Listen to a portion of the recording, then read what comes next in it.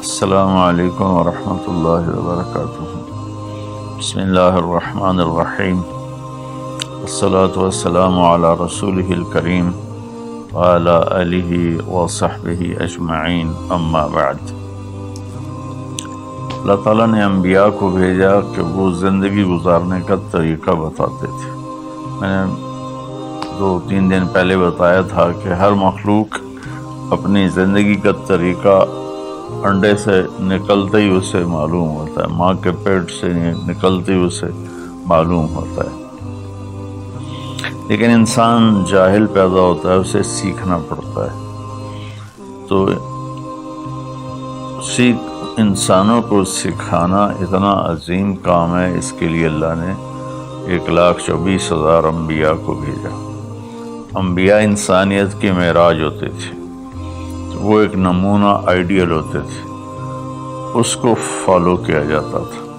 جیسے اللہ تعالیٰ نے فرمایا قل ان کنتم تحبون اللہ فاتبعونی، اگر تم یہ دعویٰ کرتے ہو کہ ہمیں اللہ سے محبت ہے اور اس کے رسول سے محبت ہے تو تم کیا کرو، پھر میرا اتباع کرو۔ حظ النال بالنال، جو کچھ جس طرز پر میں نے زندگی گزاری ہے تم بھی اس پہ زندگی گزارو، تو یحببکم اللہ، تو پھر اس کا صلہ کیا ملے گا؟ اللہ تم سے پیار کرے گا۔ پھر اللہ جن سے پیار کرتا ہے تو پھر اللہ تعالیٰ ان کو دنیا میں بھی عزت دیتا ہے، اللہ تعالیٰ ان کو آخرت میں بھی عزت دیتا ہے۔ تو اللہ کے نبی کی زندگی کی تعلیمات ایک لمبا چوڑا نظام ہے، لیکن اگر اس کو خلاصہ کروں تو چند حدیثیں ہیں۔ آپ نے ارشاد فرمایا اربع اذا كانت فیک ما ضرک ما فاتک من الدنیا۔ آپ نے فرمایا کہ میری امت 4 باتیں مجھ سے لے لو فرائض کے بعد۔ دیکھو میرے بھائی بہنوں، نماز کی معافی نہیں ہے، اس کو ہر حال میں پڑھنا ہوتا ہے۔ ایک ایمان 24 گھنٹے فرض ہے، نماز 5 وقت فرض ہے، روزہ سال میں 1 مہینہ فرض ہے، زکوٰۃ سال میں 1 منٹ 1 ٹائم کے لیے فرض ہے، سال گزرنے کے بعد آئندہ سال آنے تک اس کو کلیئر کرو۔ حج زندگی میں 1 دفعہ فرض ہے، جب کبھی اللہ توفیق دے اس کو ادا کرو۔ تو ان فرائض کے بعد پھر ان فرائض میں صرف نماز ایسی ہے جس میں کوئی عذر قبول نہیں سوائے بے ہوشی اور موت کی۔ اس کے علاوہ ہر حال میں نماز کا پڑھنا اللہ تعالیٰ نے ہمارے ذمے کر دیا ہے۔ روزہ بیمار ہے تو نہ رکھے، بعد میں رکھ لے، سفر میں ہے بعد میں رکھ لے، زکوٰۃ دینے کا وقت آیا تو پیسے کوئی نہیں ہے تو ٹھیک ہے اب نہ دے، بعد میں دے دے۔ اور حج میں بھی ایسا ہے کہ بیمار ہے تو نہ کرے، راستے میں فتنہ ہے تو نہ کرے، یعنی جنگ ہے یا بدامنی ہے تو مت کرے، لیکن اس کو مؤخر کر سکتا ہے، کسی بھی سال حج کر لے۔ ان الصلاۃ کانت علی المؤمنین کتابا موقوتا، نماز وہ چیز ہے جو اللہ تعالیٰ نے تمام دنیا کے مسلمانوں پر فرض کی ہے، اس میں کوئی گنجائش نہیں ہے۔ تو میری یہ سب بہن بھائیوں سے گزارش ہے، بچے بچیوں سے، نماز ضرور پڑھیں، اللہ کے واسطے نماز ضرور پڑھیں۔ اس میں کوئی معافی اللہ تعالیٰ نے نہیں رکھی۔ اللہ کے لیے میں آپ سب سے منت کرتا ہوں، میں کہا کرتا ہوں اگر نماز چھوڑنے کی گنجائش ان 15ویں صدی جا رہی ہے، 1441 ہو گئی ہے، اگر اس میں کسی کو گنجائش ملتی تھی تو میرے نبی کے نواسے حسین علیہ السلام کو کربلا کے میدان میں ملتی تھی، لیکن انہوں نے بھی وہاں نماز نہیں چھوڑی، سر کٹوا دیا۔ تو برائے مہربانی نماز سارے بچے بچیاں بہن بھائی ضرور ادا کریں۔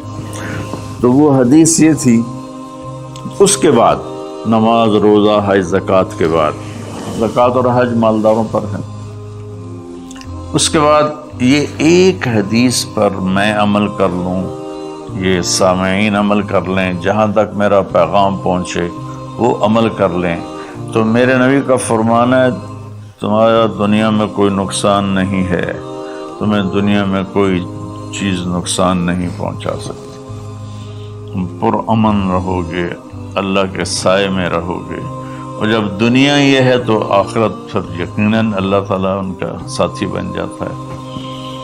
وہ 4 باتیں کیا تھیں؟ صدق حدیث، حفظ امانت، حسن خلیقت، عفت فی طعمت۔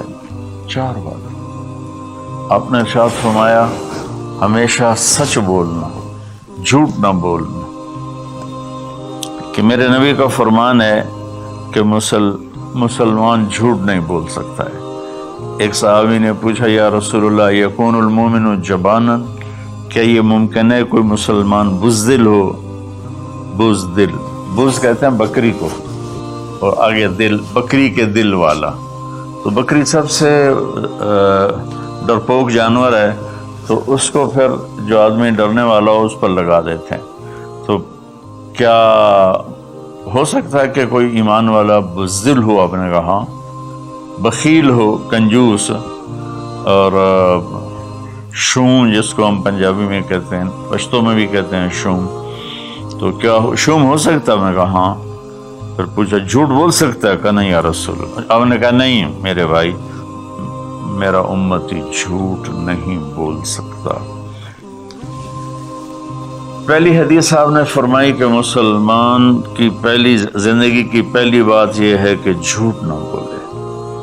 الصدق ینجی والکذب یہلک، سچ نجات دیتا ہے، جھوٹ ہلاک کرتا ہے۔ میرے نبی تشریف لے جا رہے تھے مدینے سے باہر، تو آواز آئی یا رسول اللہ۔ آپ نے دائیں بائیں دیکھا تو کوئی نظر نہیں آیا، اب چلنے لگے تو پھر آواز آئی یا رسول اللہ، پھر آپ نے دائیں بائیں دیکھا کوئی نظر نہیں آیا، پھر آواز آئی یا رسول اللہ، تو پھر آپ کی نظر پڑی ایک ہرنی آپ کو پکار رہی تھی یا رسول اللہ۔ سبحان اللہ۔ ان کے آپ تشریف لے گئے تو وہ رسی سے بندھی ہوئی تھی چارپائی کے ساتھ، کہنے لگے یا رسول اللہ میرے چھوٹے چھوٹے بچے ہیں، وہ بھوک سے مر رہے ہوں گے، آپ مجھے چھوڑ دیں، میں ان کو دودھ پلا کے واپس آ جاؤں۔ اللہ،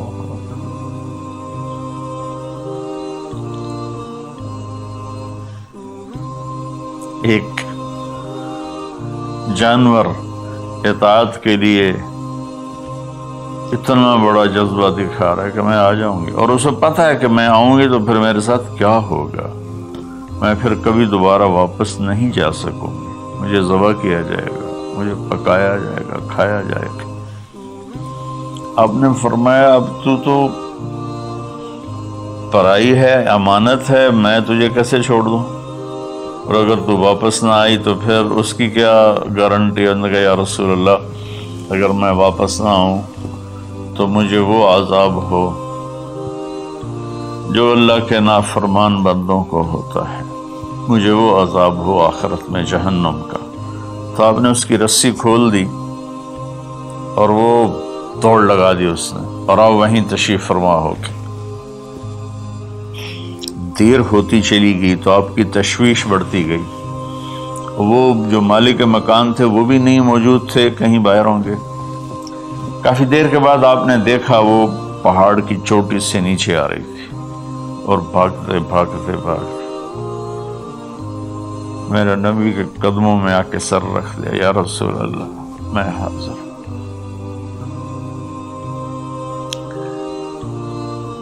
ایک جانور اپنی جان دینے کے لیے تیار ہے نبی کی وجہ سے، ہم اپنے نبی کی ایک سنت پر تیار نہیں ہیں، اپنے نفس کی وجہ سے، اپنی ایگو کی وجہ سے، ماحول معاشرے کی وجہ سے۔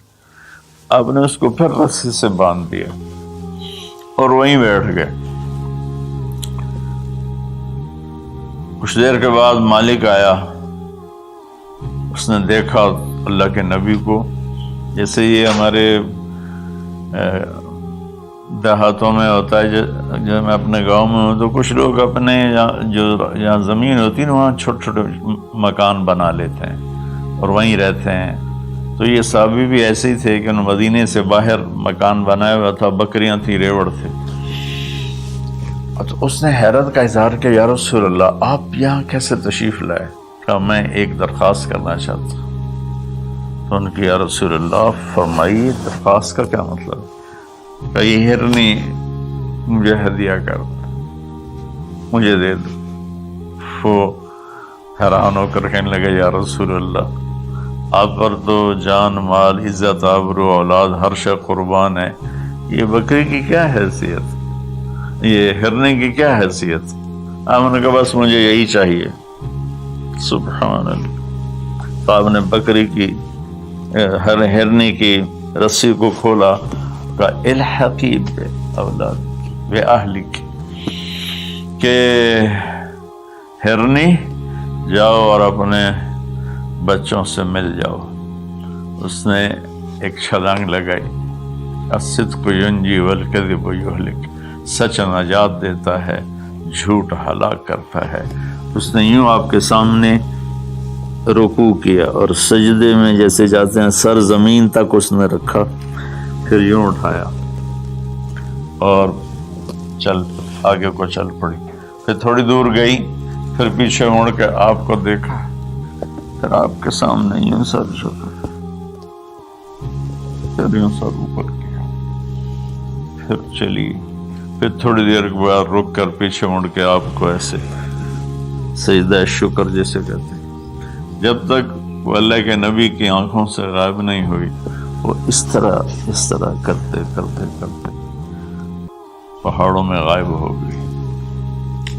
ایک ہرنی اگر اتنا ایمان رکھتی ہے نہ جاتی واپس تو کون ڈھونڈتا اسے؟ لیکن اس نے اپنی جان کا سودا کیا نبی کے بول پر اور سچائی دکھائی، تو اللہ نے سچائی کو کامیابی بنا کے دکھا دیا. الصدق ینجی والکذب یہلک، میرے نبی کا فرمان ہے سچ نجات دیتا ہے، جھوٹ ہلاک کرتا ہے. اور دوسری بات فرمائی حفظ امانت. تو بھائیو بہنوں بچوں بچیوں آج کے بعد نیت کرو جھوٹ نہیں بولنا ہے، جھوٹ نہیں بولنا ہے، کہ مسلمان کی شان کے خلاف ہے کہ وہ جھوٹ بولے.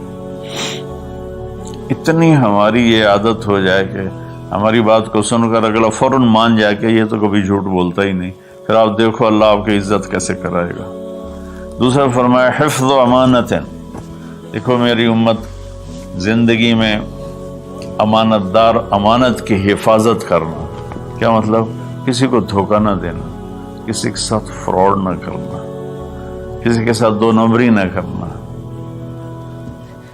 ہائے ہائے، نہ کسی انسان کے ساتھ بطور انسان غیر مسلم اور نہ کسی مسلمان کے ساتھ، کہ کسی مسلم غیر مسلم کو دھوکہ نہ دینا. ایک صحابی ہیں جریر بن عبداللہ رضی اللہ تعالیٰ عنہ، انہوں نے اپنے نوکر سے کہا منڈی سے گھوڑا خرید کے لاؤ اور میرے پاس لے آنا، میں پیسے ادا کر لوں گا. تو وہ منڈی گیا اور 300 میں گھوڑا کی رقم طے کر کے لے کر آیا اور کہا حضرت 300 میں خریدا ہے، آپ پیمنٹ کر دیں. جریر بن عبداللہ یمن کے شاہی خاندان سے تھے. انہوں نے وہ نسلوں کو پہچانتے تھے گھوڑے کی. انہوں نے ایسے دیکھا تو گھوڑا قیمتی تھا، مالک مکان کو، مالک گھوڑے کو بھی پتہ نہیں تھا، لیکن کسی کو دھوکہ نہیں دینا یہ میرے نبی کا فرمان ان کے اندر گونج رہا تھا. کہنے لگے میرے بھائی میں آپ کے گھوڑے کے 300 کر دوں. وہ بڑا حیران ہوا کہ خریدنے والا بھی قیمت بڑھاتا ہے. وہ تو کہتا جی 2-4 روپے اور گھٹ کرو. وہ کہتا جی ساڑھی اتنی خرید ہی کوئی نہیں، یہ روزانہ کا جھوٹ ہے. تو انہوں نے کہا جی کر دو. پھر کہا 400 کر دوں. کہا جی کر دو. کہا 500 کر دوں، 600 کر دوں. وہ بیچارہ پریشان ہو گیا کہ لگتا ہے میرا مذاق ہو رہا ہے. جب انہوں نے کہا 800 کر دوں، کہنے لگا حضور میں تو 300 تے بھی راضی ہوں، تسی پتہ نہیں 500 کیڑی گل دا بتایا، میں نے یہ منظور ہے تسی 800 کر دو۔ تو آپ نے خادم سے فرمایا اس کو 800 دے دو اور گھوڑا باندھ دو۔ وہ تو پٹھیاں چھالاں ماردا نکلیا، لبے میرے تو کام بن گئے، سر کڑائی تے پنجے کے ہوئے چ۔ تو جب وہ باہر نکلا تو ان کے خادم نے عرض کیا حضرت میں جب 300 طے کر کے آیا تھا اور اس نے خوشی سے قبول کیا تھا، تو 500 جناب نے کس خوشی میں بڑھائے ہیں؟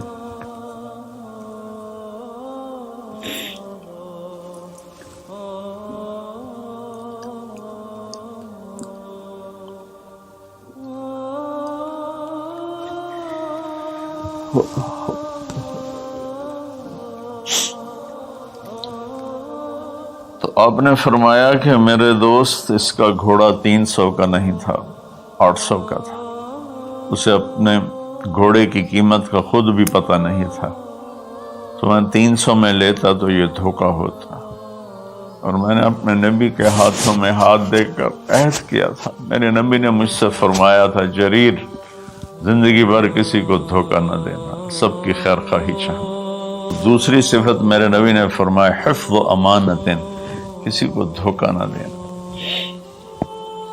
کتنے لوگ لٹ گئے دھوکے بازوں کے ہاتھوں، گھر بک گئے، بچیوں کے زیور بک گئے، جعلی کاغذات بنا کر مکانوں پہ قبضہ ہے، زمینوں پہ قبضہ ہے، اور عدالتوں میں سٹے لے کر۔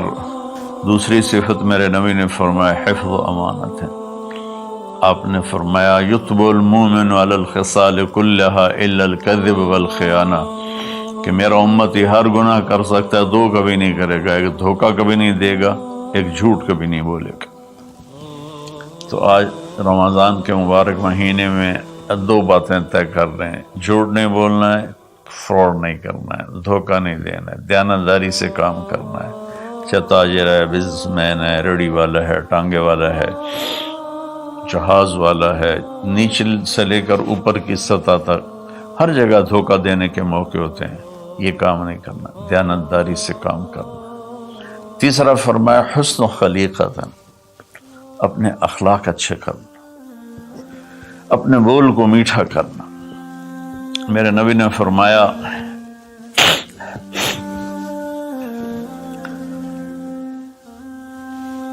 معاذ تمہیں اپنی شریعت کا خلاصہ بتاؤں؟ ان کا یا رسول اللہ فرمائیں۔ تو آپ ذرا میری اس سچویشن کو غور سے دیکھنا، آپ نے یوں نہیں پکڑا، آپ نے یوں پکڑا جیسے کاٹا جا رہا، یوں کر کے پکڑا اور کہا کہ امسک علیک لسانک، معاذ زبان کی حفاظت کرنا۔ تو انہوں نے عرض کی یا رسول اللہ زبان کے بول پر بھی ہماری پکڑو گی؟ کہا تیرا بھلا ہو، سب سے زیادہ جہنم میں جانے والے غلط زبان والے ہوں گے۔ تو ہم نے اپنے بچپن میں دیکھا اتنا خاندان آپس میں جڑا ہوا تھا کہ ان میں سے سوئی نہیں گزرتی تھی، بڑے چھوٹوں کے آگے، چھوٹے بڑوں کے آگے، ایک عجیب ماحول بچپن میں دیکھا ہے 60 کی دہائی میں۔ تو پھر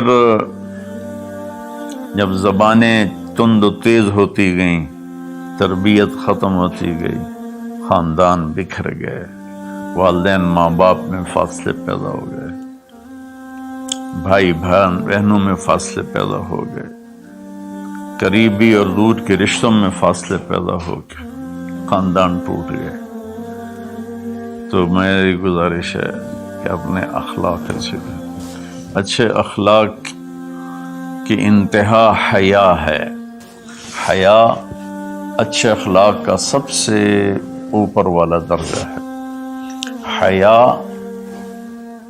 وہ حضرت عثمان رضی اللہ تعالیٰ عنہ، حضرت ابوبکر تشریف لائے، ہمارے نبی یوں کر کے بیٹھے تھے، یوں، یہ پنڈلی جو ہے نا ننگی تھی، تو ابوبکر تشریف لائے، باہر سے آواز دی کہ جی آ جاؤں، تو آپ نے کہا آ جاؤں، اب اسی طرح بیٹھے رہے۔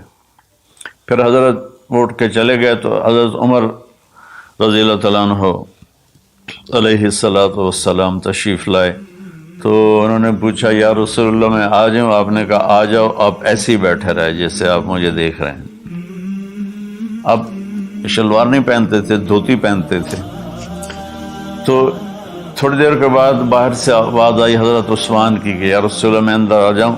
حضرت عثمان رضی اللہ تعالیٰ عنہ تیسرے خلیفہ علیہ الصلاۃ والسلام، تو آپ نے اپنی چادر کو ایسے کیا اور یوں سیدھے ہو کر ایسے بیٹھ گئے۔ آپ نے کہا آ جاؤ۔ وہ آ گئے۔ تو جب وہ اٹھ کے چلے گئے تو ام عائشہ رضی اللہ تعالیٰ عنہ علیہ السلام یہ سارا منظر دیکھ رہی تھی۔